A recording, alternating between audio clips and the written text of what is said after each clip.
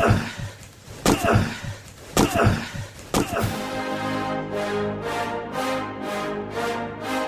rolls out to the right, pitches off to Taylor, and Taylor's to the 20, down to the 15, down to the 10, 5, 4, 3, 2, 1.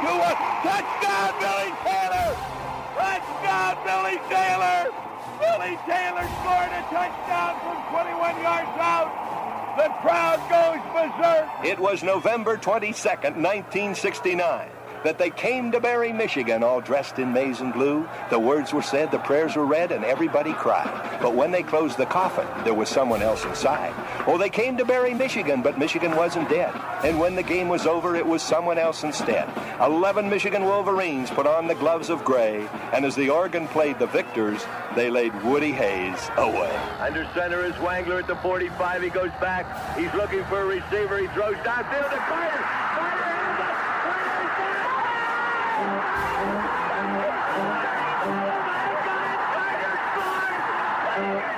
Who's got it better than us? Nobody!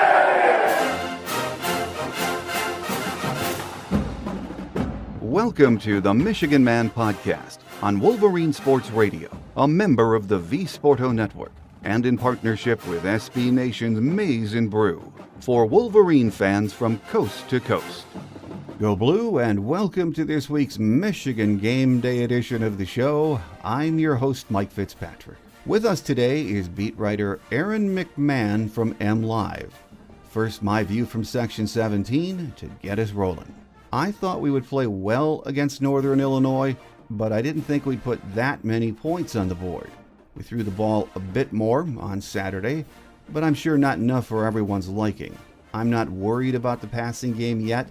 If the offensive line continues to control the line of scrimmage and we can run the football, there will be open receivers for Cade to find. We just haven't needed to throw the ball yet, and I am fine with that. After 3 games, I would say we are seeing this team's identity. Control the line of scrimmage, run the football, play smash mouth. And that's not a bad identity either. The run game sets up the pass, and if we continue to chunk yards on the ground, receivers will be running around open. Now that Big Ten play is underway, though, and teams have more tape on us, they will start to load the box and make us throw. When that happens, we'll find out where our passing game is and if we need to be worried. Until then, I like what we're doing, and the best part is it seems our offensive players love being physical and doling out punishment to the opposition defenses. My guest today says Rutgers just might be the first team we've played that has the personnel to make us throw more. Joining us next is beat writer Aaron McMann from MLive on this week's Game Day segment here on the Michigan Man, so stay with us.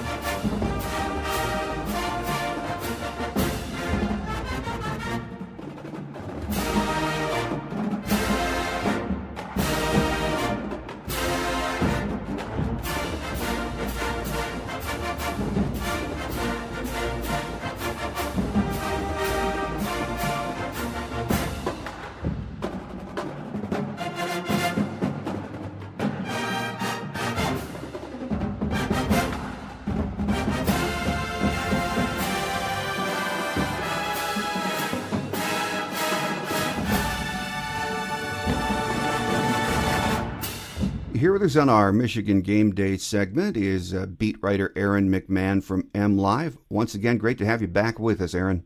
Mike, it's good to be back. Good to be back. Talk about winning football too. Oh, absolutely. And as far as this season goes, Aaron, we've seen good starts during the Harbaugh era, I should say, and we've seen some shaky ones.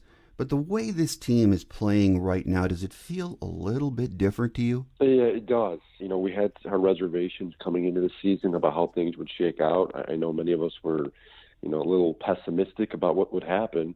And so far, so good. I mean, they're off to a 3-0 start. I mean, we can go down the numbers and everything else. They've really looked good offensively. I think the defense is kind of miles ahead of where I thought it would be through 3 games.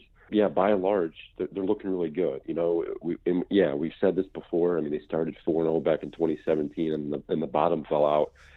But things do playing differently with this crew. I mean, they seem rejuvenated. The players, are smiling and happy, and it seems like they're feeding off the energy from the new coaching staff, something you didn't really get the vibe from last year. It almost seemed like things were wearing down for them. And they're winning does that to you. Obviously, 3-0 starting 3-0 helps. They're having fun and they're playing winning football. And I think at this point, this is really, I think, the best case scenario for the the start of the season. I agree with that. And as well as the team has been playing and started, we still have Michigan fans clamoring for more passing. And we saw a few more throws on Saturday, but the fact remains, 3 weeks into the season, we didn't need the passing game again on Saturday, did we? Yeah, you're right. No, I've heard that from fans. They were upset after the Washington game about Michigan not throwing enough, and it's really come down the first 3 weeks. Really, the game plan. Michigan wants to establish the run. It was something Jim Harbaugh and the coaching staff weren't shy about saying, before the season started. Offensive coordinator Josh Gaddis wanted to make that more of an emphasis with the offense. They know they have the playmakers to do so, as we've seen so far. And right now, the MO has been to run the football until a team can stop them. And so far, through the first 3 games, no one's really been able to do that. Now, that's not to say it won't happen in the future, because it surely will. But right now, Michigan's made an attempt to get it done on the ground early. They've had a lot of success doing it, so they're going to continue to do that. Do they need to throw the ball more? Yes. Will they have to down in the future? Absolutely. I'm of the opinion that you don't. If you're working on things, the passing game, and I think they lost a little bit of their downfield threat with Ronnie Bell when he was sidelined with an injury. You don't want to put too much on tape, especially when you're unsure of things or you're working things out. And I think you're going to start slowly seeing Michigan incorporate the passing game more. You saw that, I think, Saturday when they tried to get it going early. And I think you'll probably see it a little bit more on Saturday against Rutgers. But, if you're expecting this Michigan offense to go out there and air it out, in kind of a spread scheme that maybe some of us thought, Josh Gaddis was bringing in a couple years ago. Right now, that just doesn't seem to be the plan. No, and after 3 games in a 12-game season, I think it's fair to say you have a pretty good idea what a team's direction or MO, personality, whatever you want to call it, is. Pretty plain to see that Jim Harbaugh wants this team to be physical and run the football down your throat, doesn't he? Yeah, and it really kind of harkens back to his first few years here in Michigan. I mean, that's kind of what he wanted to do. He wanted to be that big physical football team that won, at the line of scrimmage and was able to run for 4 or 5 yards of play and do it on the ground. They kind of got away from that the last couple of years. They're trying to obviously throw the ball a little bit more and do some things differently and try to, quote unquote, modernize the offense. But it clearly wasn't working, especially, at the end of last year, as we saw. I mean, they had trouble moving the football and getting it down the field. And I think they recognized, too, where the strengths of their personnel. They brought back 4 starters along the offensive line this year. They have a playmaker in Blake Corum who, he can obviously run the football, but he can get outside the numbers, too. And then you've got a back in Hassan Haskins who has that depth and that big bruiser mentality. So Michigan feels like it's strong running the football, and I think it's going to continue to do so, like I said, until someone stops them. But when you design the offense the way they have, they've clearly incorporated the run game more. You're going to see more and more of that. I think that's going to be the identity of this offense, for the 2021 season. Right. And however fans feel, I know they want to see a little more passing. They want to see a little more wide open football. But football itself is a physical game. And regardless of what offense you run, it just doesn't matter. If you win the line of scrimmage, you can do whatever you want. And this Michigan offensive line so far has been very impressive, hasn't it? Yeah, and by and large, I mean, they've stayed healthy. That was an issue last year. You had guys go down to injury. They're out for the year. They're constantly rotating guys in and out and shuffling positions. So you didn't really have that continuity that you wanted, to try and establish that ground game and have success, protecting the quarterback. This year it's been different. I mean, they've largely been healthy. Zach Sinter was obviously banged up that first game, but they had really no issue sliding Chuck Filiaga in there at the other guard spot to fill it. And that goes back to that depth and that experience they have. I was really bullish on this offensive line coming into this year. I thought it could be one of their stronger units. Obviously, we've seen the running backs eclipse that, but I think the running backs have been so successful because of the offensive line. I mean, they're kind of getting whatever they want at the line of scrimmage. They've been able to push opposing defenses, and that's one of the reasons you've seen that success up front. It's a good thing for Michigan. They've given Cade McNamara some time in the pocket too. So it's really between the health, them staying healthy and the continuity, I think that bodes well for Michigan's offense to keep this going. And you mentioned we have Blake Corum, just incredible. He's such a threat inside and outside, and you have to love Hassan Haskins, who's just such a workhorse back, never loses yards, always falls forward. And we got to see Donovan Edwards look pretty good Saturday, too. Yeah, it's really the strength of this offense at this point. I mean, they haven't been afraid to give Hassan and Blake, 20, 25 carries a game. And both of them they've been able to handle it just fine. I mean, Blake's obviously a little bit different runner from Hassan. Hassan's, like you said, that bruiser and get kind of yards after contact, and Blake's more of that elusive back who's trying to avoid tackles and bust those big plays. But they really work well together, and then they haven't really been afraid to use both of them on the field at the same time, doing different things. And I mean, that's clearly been the strength of this Michigan offense. It's been really impressive to watch both of them. I thought maybe Hassan was in for a big year, but it's turned out to be Blake. I mean, he's looked incredible. I mean, he leads the country in all-purpose yards. He's third, I think, in the country in rushing yards per game. They're leaning on him to do a lot, but at the same token, he's been able to handle it all, and I think that's perhaps been the most impressive thing. His name is starting to come up in Heisman Trophy chatter. I know it's really early, but when you look at the numbers and his play on the field, just go back and watch some of the tape. I mean, he's been fantastic through 3 games. Well, a great concern for most Michigan fans before the season was the defense. Through 3 games, I have to say, I'm sure pleasantly surprised with what we've seen on that side of the ball. Mike McDonald and his staff have these guys playing at a very impressive level, don't they, Aaron? Yeah, and they've really been changing it up. I mean, that was the key, I think, that, the area where Don Brown, I think, struggled most. I thought they did a fine job in man coverage often, with the pressure on the quarterback, but opposing, it was clear as day, opposing offenses knew how Michigan was going to play them defensively, and they were able to adjust. And that's why you saw Michigan, I think, struggle in some of those big games in the past couple of years. And the difference this year is Mike McDonald was throwing more at opposing offenses. I mean, you heard it, Thomas Hammock, the head coach from Northern Illinois on Saturday, he said that, and Rocky Lombardi was asked the same thing. That was not the same defense they saw last year against Michigan. They're throwing disguises in there. They're not blitzing as much. They're dropping back into zone coverage in the secondary, making it difficult to find some of those holes and beat those receivers down the field. So Michigan's just doing things. They're giving opponents different looks. And when you force opponents to think more and have to adjust more, they're more prone to making mistakes and just not being as efficient. And I think that's why you've seen Michigan, play so well so far. I'm really curious to see how they handle some of these, these bigger, tougher, more potent Big Ten offenses. But like I said earlier, I mean, you're 3 games in, you've played relatively well. They've only forced a couple of turnovers, but they've kept the ball in front of them. They haven't been prone to those big plays that impacted Don Brown's defense so much. So, yeah, for a first-year coordinator, a new scheme with so many guys getting adjusted, it's been a smash success. Well, from what you've seen of the defense so far, Aaron, and I know it's only a 3-game sample, what has impressed you the most, and what do you still see as areas of concern? I mean, I think that they've adjusted well, like I said. I mean, these guys have been Mike McDonald's been rotating a lot of guys in and out. I think, to see how they fit and how they react in games. But I think, by and large, you've seen the players, I think, handle it pretty well. A lot has been asked of them.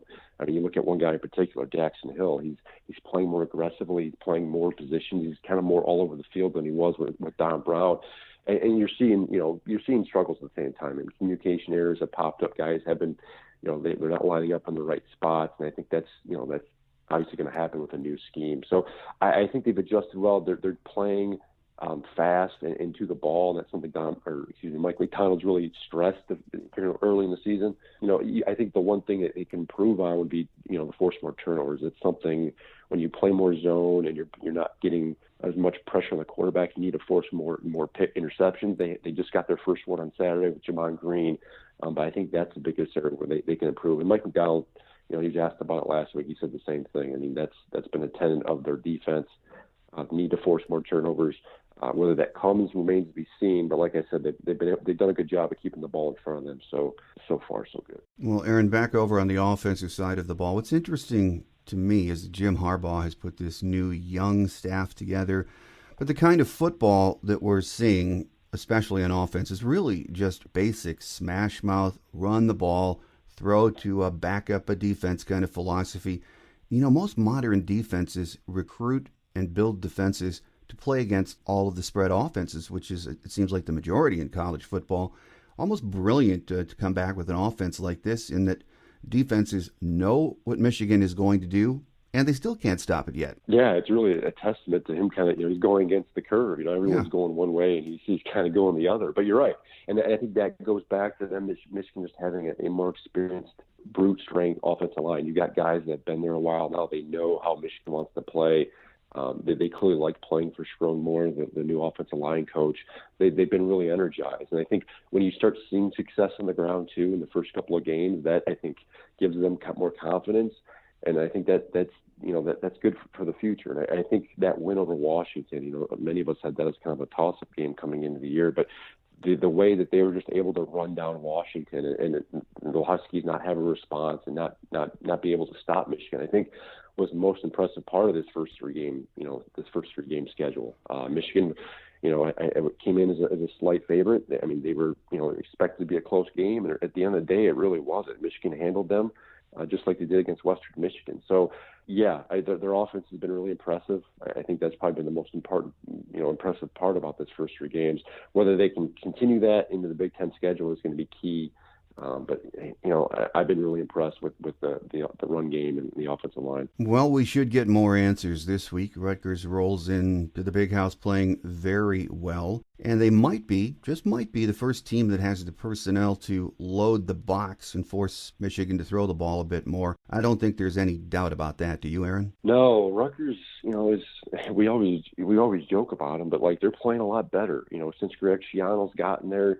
He's another guy that's been able to motivate his team, because they look at themselves as kind of the underdogs and the downtrodden of the Big Ten East. They're the 3-0 coming in. Their first three games have very much been just as lopsided as Michigan's were. They have wins over Temple and Syracuse, no slouches either, and they've got an experienced group back on both sides of the ball. They got senior playmakers, returning quarterback, returning receivers, returning starting running back. They've got some talented guys on the defensive side of the ball. So, yeah, I think this is going to be a bigger test than some folks may think it's going to be. The odds makers pegged it as a 19.5-point game when the line came out Sunday. I think that was a little too high. We saw what Rutgers did last year in Piscataway. I know it was a different season. Michigan had its issues and everything else, but this isn't the same Rutgers team of a few years ago. They're going to come in and play competitive. No, I agree with you. And those point spreads, that's crazy. 19.5 points. And, I watched Rutgers this weekend, and I didn't see that they were exceptional, at any one thing that impressed me.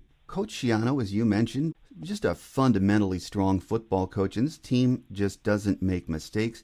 They look well prepared. They're going to come in here ready to play. Yeah, he knows what it takes to win. Rutgers was obviously successful with him in the Big East before, and obviously this is a different time and a different conference. But he's done a very good job of recruiting the Northeast. He's getting a lot of those top guys out of the state of New Jersey, players that perhaps a Michigan or a Penn State would have, in previous years would have went in and gotten. So he's clearly got Rutgers heading in the right direction. They were competitive last year, despite his first year. I thought they would take a small leap, this year and probably win a couple more games. That would not surprise me if they finished this year 6-6, 7-5, and get into a bowl game. It is different playing in the Big House compared to Piscataway like they did last year, where Michigan struggled and it took 3 overtimes to get there. Yeah, they're a good team. They have a senior quarterback, as I mentioned, Noah Vedral. He's thrown for over 600 yards in the first 3 games. Isaiah Pacheco, an experienced running back who's played against Michigan before. They've got a top of the line receiver, Mo Melton. So there are pieces there. They're not the caliber of the Westerns or Northern Illinois, the MAC. I think they're a little bit better. They'll probably hang in there for the first half, first 3 quarters. But at this point, I think that's what Michigan needs. I mean, they need better competition to try and test to see where this team is at. I still think the October 2nd game at Wisconsin is going to be a good barometer, really, of where this Michigan football team stands. But Rutgers surely is, I think, a good start for the Big Ten slate. Well, we all tend to overreact early in the season when you roll off 3 wins and look as good as we have. But the bottom line is we don't know how good this team is. And, when you get to Big Ten play and a team has 3 weeks of tape on you, they start to play you differently. That's just the way it is in football. And that's what makes this game so fascinating to me, Aaron, because while, as we've talked about, Rutgers doesn't have great athletes, they're solid. And we will learn a lot more about this Michigan team on Saturday, won't we? Yeah, and I think that's one of the reasons why, Michigan hasn't thrown the ball as much as they have in the first 3 weeks. I think they're trying to limit what opponents have on tape of them. Cade McNamara's only started 4 games in his collegiate career. I mean, he's still a relatively newcomer to this thing. He hasn't been really put in those big time spots just yet. In fact, his debut, I guess you could say, was last year at Rutgers when they came back to win that game. So, it's going to be an interesting game. I suspect Michigan is probably going to try and throw the ball a little bit more, a tad more. But again, I think they're going to go back to relying on the ground game, the strength of their offense, and winning that way. And I think that goes with the fact that they're trying to not throw the entire playbook out there early in the year when you've got big name opponents like a Wisconsin, like a Penn State, like an Ohio State still on the schedule. But when you look up and down the Big Ten East, I think it's wide open this year. I do think Ohio State's still the front runner. Clearly, I think they have the best players, but you've seen them falter here a little bit early on. Penn State, I think, has looked exceptional so far, but Michigan too. I mean, I think they're there's a pathway there. Maybe not so much for them to win it, but to get their foot in the door there. And for Michigan fans to come out of the end of the tunnel this year and say, okay, that was a good year, better than what we expected, and it gives them momentum for next year. Well, around the Big Ten, as you mentioned, it was a really interesting weekend. And let me get your take on a few games, starting with that Penn State Saturday night game. It was a crazy atmosphere, whiteout in Happy Valley, and those games are always fun to watch. You had some really bad SEC officiating, I'll have to say that. But Penn State showed me a lot. That is a good football team on both sides of the ball, isn't it? Yeah. Coming into the year, I kind of had them in Indiana as kind of that fighting for that number 2 spot in the East Division. I think clear at this point, Penn State is that number 2. Perhaps they might be the best team in the Big Ten East. I'm really curious, waiting for that Penn State Ohio State game. I think it's October 31st, Halloween night. So they look good. It was a whiteout. They tend to play very well at night. They're in Pennsylvania. Auburn isn't a very good road team, so I expected Penn State to win that game. They did. They took care of business. I think it just validated the start that they've had. Again, they're another team that returns a lot. They brought back their starting quarterbacks, several guys on the opposite side of the ball. They're going to be a force to be reckoned with, and I think that game against Ohio State in October is really going to determine the trajectory of the Big Ten East. With Michigan as being the underdog. I think they're kind of the outside looking in there, but they're interesting. I moved them into my top 10 ballot this week in the AP poll. I think they're a solid team, but I do want to see more of them. They need to win another big game. They need to show kind of like, they're kind of like James Franklin's kind of in Jim Harbaugh territory where, he tends to win the games they're not supposed to and then lose those bigger games. So we'll see how they fare the rest of the way. But so far, I think this division, Ohio State, Penn State, and then probably Michigan number 3. Well, I have to tip my hat to Sparty, too, going into Miami, punching the underachieving Hurricanes in the mouth. Mel Tucker has his guys playing physical, good fundamental football, doesn't he, Aaron? They've been, I think, the biggest surprise of the Big Ten so far, for me at least. I mean, we didn't really know what to expect out of this Michigan State team. I mean, they showed some glimpses last year, still lost a lot of games. Mel Tucker's done a very good job of bringing in, those grad transfers and those transfers to fill holes, and they've done a good job of it. He's got guys playing well. He's got another top back in Kenneth Walker. I mentioned earlier that Blake Corum's 3rd in the country in rushing. Kenneth Walker's number 1. Mm-hmm. So it's, they've got a very potent offense there at Michigan State. I was kind of surprised. It's not easy going down to Miami, playing in that heat and humidity, and beating a Hurricane team, no matter how good or bad they are. So that was an impressive win for Michigan State. But, put them in the top 25. It just makes that Big Ten East race, I think, even more competitive. And looking at the standings and looking across college football, I'd put at this point through 3 games, I'd put the Big Ten East division up against any other division in college football from top to bottom. I mean, even, coming into the year, I think most of us had Rutgers and Maryland at the bottom. Well, they're both 3-0 through non-conference play. I mean, that's not to say it's sustainable. I mean, they're gonna lose their share of games.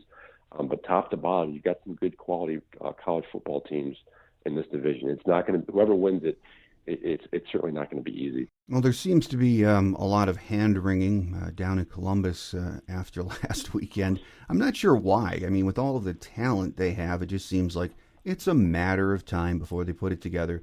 But so far, they've looked very beatable, haven't they? Yeah, shaky defensively, and that was probably, they obviously made that run last year, and they were had a very good football program. But when you went back and looked at the statistics, Ohio State's secondary was the dead last in the Big Ten, even worse than Michigan. So they've shown cracks.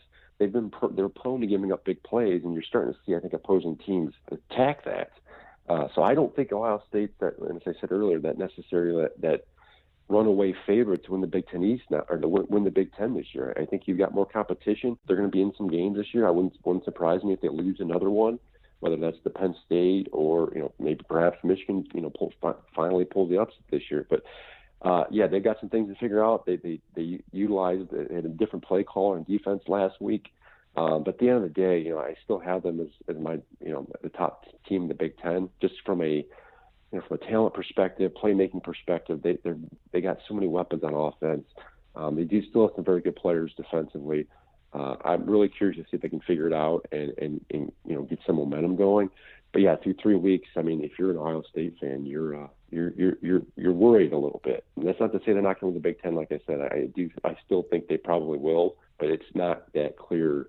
There's not that gap that we've seen here in the last couple of years in the Big Ten. No, there really isn't. Well, final question before we let you get away, Aaron. Michigan fans are, as we know, hungry for this team to be competitive with the big boys in the East. And the first 3 games have, kind of fueled that fire. If Michigan can take care of business on Saturday against Rutgers, in my mind, the trip to Madison next week is when we really start getting answers, some very real answers. Do you agree with that? Oh, 100%. I mean, that's going to be the barometer of how good this team really is. Because they've struggled there. I mean, they've lost 5 straight in Madison. Mm-hmm. They haven't won the 2 games under Jim Harbaugh. Their last win there, I think, was 2001. It's just a place where they go to essentially die. I mean, they never play well there. They always, the last few games they lost by double digits. They're usually they struggle offensively. That is going to, I think, help determine the trajectory of the season. Because if they can go in there and pull an upset and win that game, because I fully suspect they'll be the underdog going in, whatever happens with Wisconsin this week. If they can come in and play well and win that game, I think you're going to start hearing some folks. The chatter will be real. I think you'll start hearing some folks throw them in the Big Ten title contention. I think they'll feel good about themselves, and it'll be, I think, that win that I think so many of the Michigan fans have been clamoring for, where that game where Michigan goes on the road and wins the game it's not expected to. And then it would give them, they would probably move to 5-0, and then you never know from there. But yeah, it's going to really help determine, I think, the trajectory of this season. Because as I mentioned earlier, I mean, they started 4-0 in 2017, then the bottom fell out. And if they lose that game at Wisconsin in 2 weeks, who knows where they go from there. No, absolutely. And I haven't seen a kick time. I don't think it's even been established for that Wisconsin game. Is there a chance maybe that one would be at night? It's possible. I mean, it seems like the last few times they've gone there, they've been noon games, but I don't know which network has the decision on that. I don't know which game or network it's on, but it's very possible. I mean, given the fact that likely going in, both teams are probably ranked in the top 15. Michigan would probably be unbeaten, and those TV networks love a highly successful, Michigan and Jim Harbaugh program to talk about. First things first, take care of Rutgers on Saturday to set that up, so we shall see. Here with us on our Michigan Game Day segment this week has been Michigan beat writer Aaron McMann from MLive. Aaron, always a pleasure, and we look forward to getting you back soon. Yeah, no problem. Thanks for having me, Mike.